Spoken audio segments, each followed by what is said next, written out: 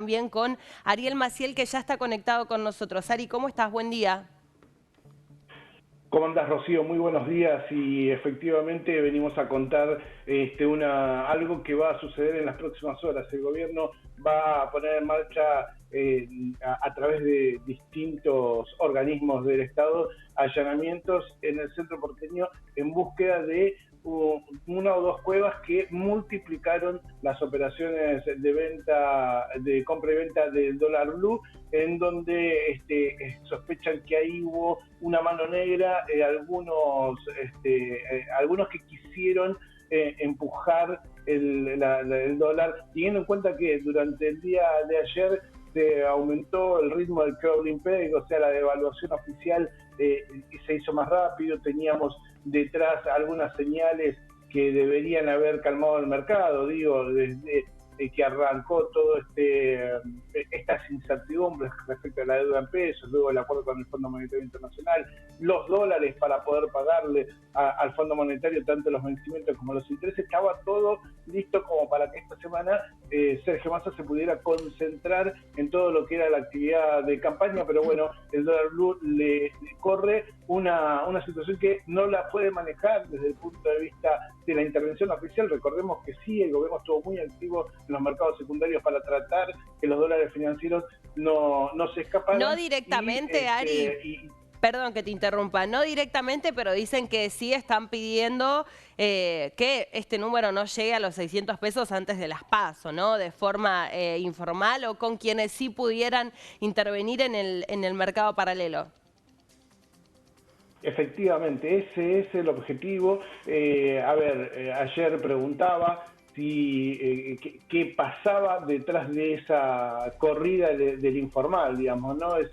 Si en realidad había un acomodamiento con la inflación o si veían alguna especulación política detrás de la campaña electoral y que quería perjudicar a Sergio Massa. Me mostraban un cuadro, ¿no?, de las brechas entre los dólares financieros y el Banco Nación, y estaban todos dentro de lo que era tanto el dólar MEP como el dólar cable, como el CCL, estaban todos dentro de una lógica bastante alineada. Lo único disruptivo en eso era el salto desde el viernes hasta el lunes de un 6,16% en la cotización del blue. A partir de eso es que el gobierno decidió mandar a la CNB, también a la FIP y junto a la Gendarmería algunas pruebas para justamente empezar a controlar esta situación. La verdad es que cree el gobierno que esto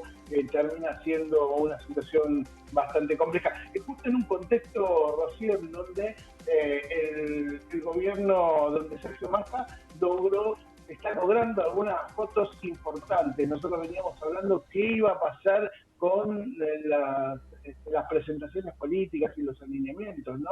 En algún punto ahí empezábamos a divisar por lo menos la figura de Cristina Kirchner, qué es lo que iba a pasar. Seguramente vamos a tener a Cristina Kirchner en el acto de jueves en el de La Plata, el lugar más elegido por Cristina Kirchner, en su momento Ernesto Cristina, para cerrar campañas, para hablar a todo el país. Lo hacía justamente desde ese lugar en La Plata. Pero ayer a la noche hubo un dato muy interesante. A ver. Estuvo un acto cerrando su jornada de campaña Sergio Massa con los dirigentes de centro izquierda, los intelectuales del kirchnerismo, y se lo escuchó muy entusiasmado a Hugo Yasky, el titular de la CTA, y que lo que señalaba era: necesitamos a Massa como el candidato más votado este domingo para después ir casa por casa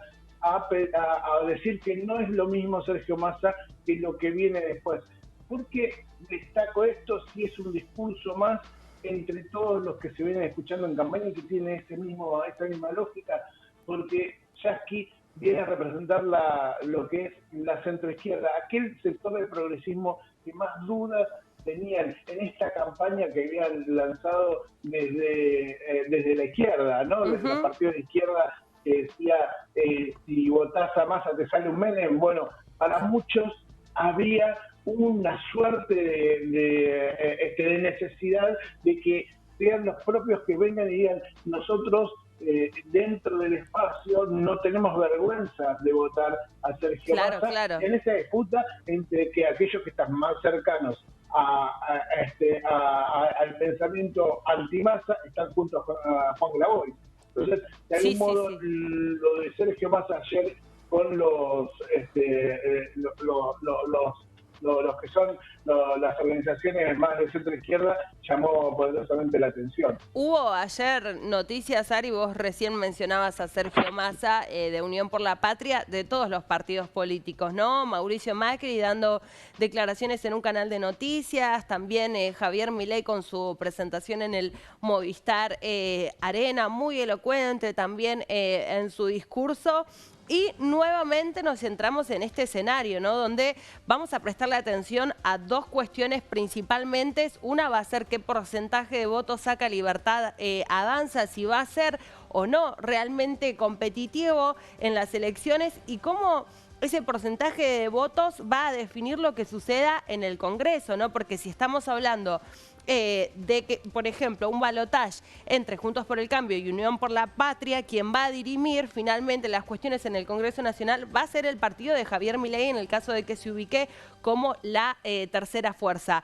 Eso por un lado, qué porcentaje de votos para Libertad Avanza y por otro lado, qué va a pasar, ¿no? Entre Horacio Rodríguez Larreta y Patricia Bullrich y una vez que se conozcan los resultados, ¿no?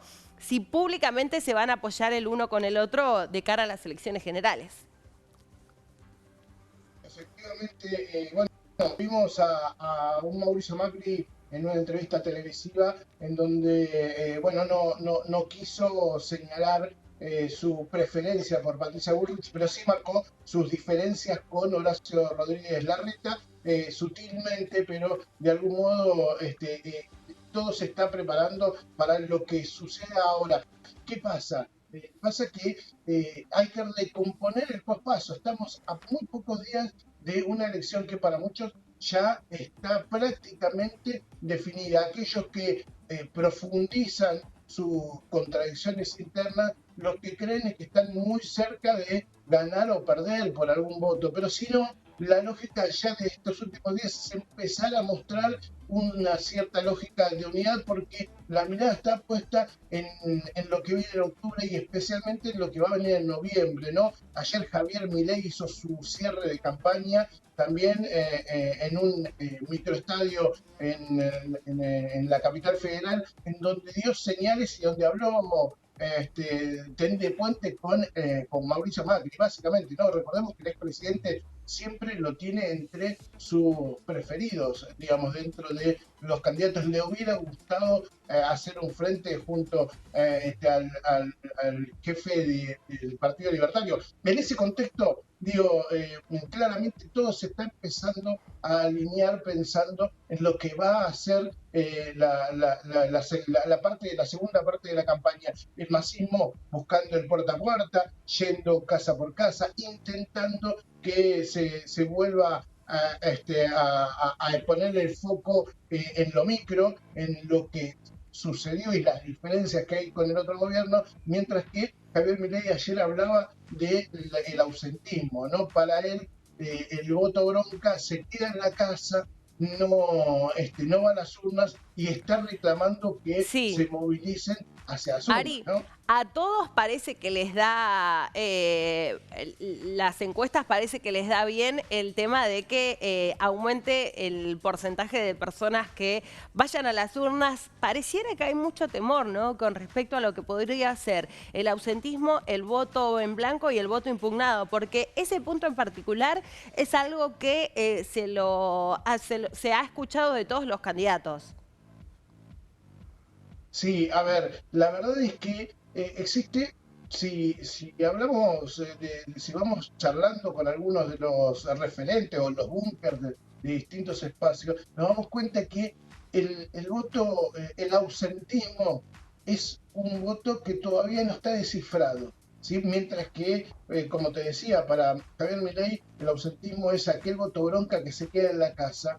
Para el oficialismo, el que no va a votar es porque está resignado a una situación que le está pasando ahora, pero que si vos le explicás profundamente lo que está pasando, lo comparás y haces un poco de historia, es un voto que va hacia esta Unión por la Patria. Si Juntos por el Cambio entiende que ese voto también de bronca ante la situación de actual puede llegar a cambiar digamos, si hay una ola grande que acompaña una victoria de un precandidato de Bullrich o de Larreta. Digo, por eso hay una lectura muy difícil de algo que todo el mundo sabe que va a suceder y que viene pasando en las provincias. Es la baja participación en las urnas. Lo cierto es que ahí hay que ver cómo se maneja. Mientras Juntos por el Cambio va a insistir con la lógica de que se viene el cambio, que vuelve una nueva forma Sí. de hacer política y de gobernar,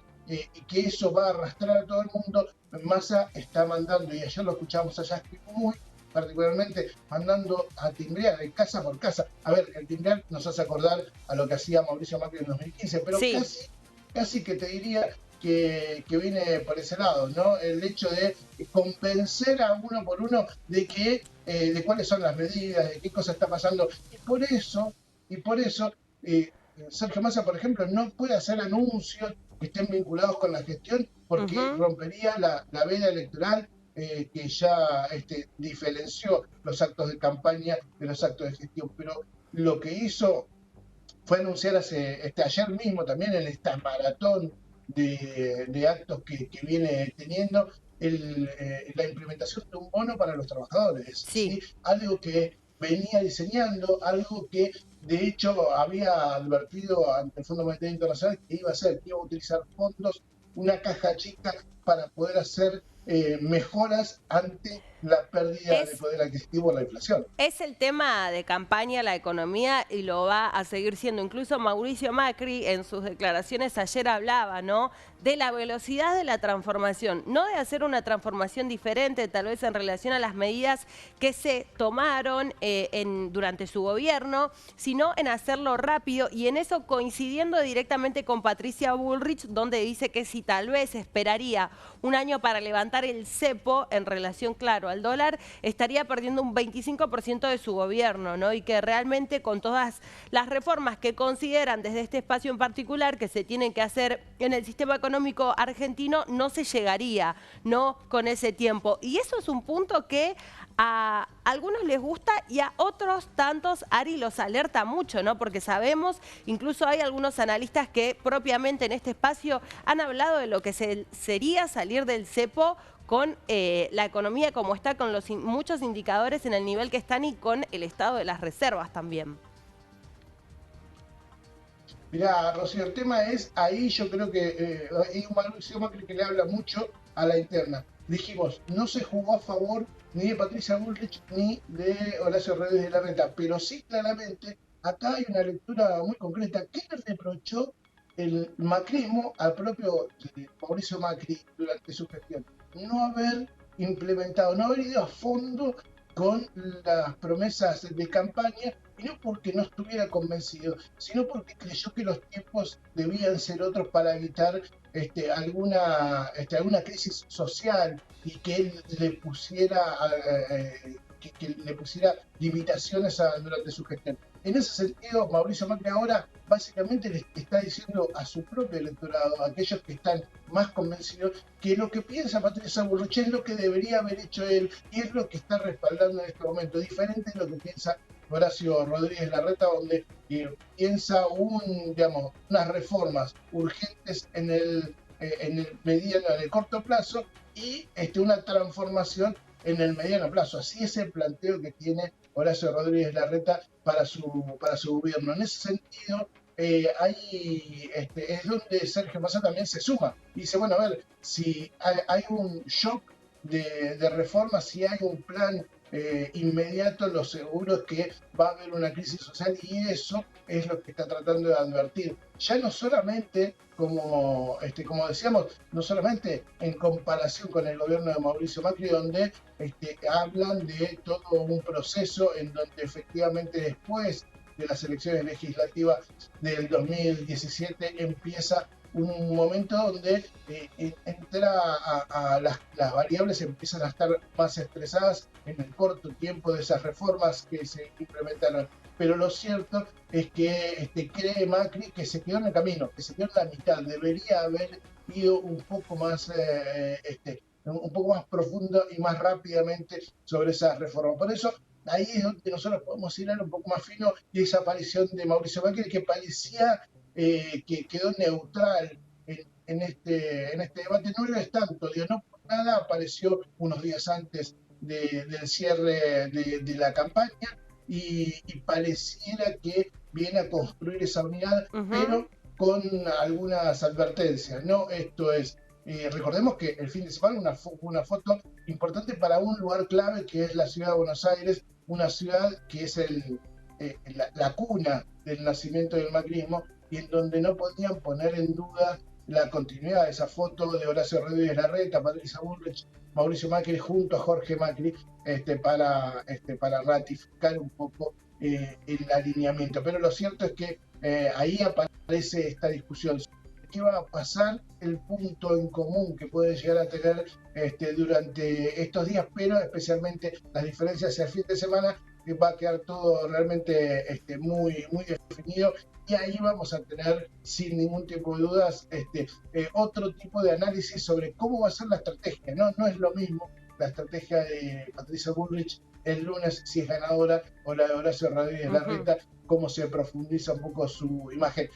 Un paréntesis, si gana Patricia Bullrich, hay ya todo un operativo para empezar a desandar ese núcleo o ese discurso tan duro, tan fuerte, y decir, miren, si llega Bullrich no es que vamos a borrar a todo el mundo que no piensa como nosotros. Ya está todo diseñado. Lo que piensa la precandidata de Juntos por el Cambio es, por ahora hay que mantener este perfil de halcón para ganar la interna. Después viene el plan seducción. Ari, muchas gracias.